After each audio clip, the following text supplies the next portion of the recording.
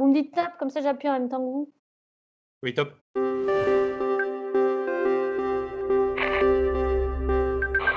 Parlons un peu maintenant des microtâches.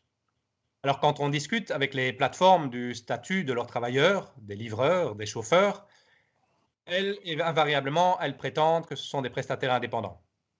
Nous, on veut les faire reconnaître comme des travailleurs salariés.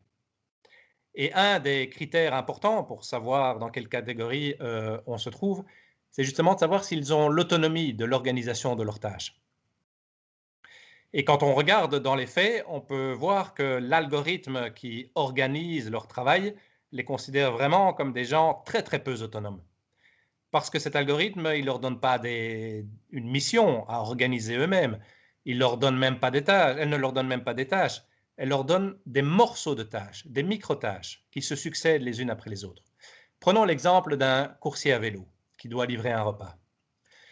Quand la plateforme lui donne une livraison, elle ne lui dit pas où il devra la porter. Elle ne lui donne pas la destination. Elle lui dit juste d'abord à quel restaurant il doit se rendre. Ensuite, quand il y est, il peut attendre que le repas soit préparé et lorsqu'il a confirmé qu'il a pris le repas, seulement à ce moment-là, il reçoit la destination et il peut se rendre chez le client. Il doit là confirmer la livraison et lorsqu'il a confirmé la livraison, il est de nouveau en mode d'attente pour recevoir éventuellement la course suivante.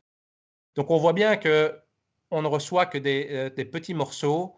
Le travailleur n'a rien à organiser. Le travailleur est vraiment guidé pas à pas quasiment.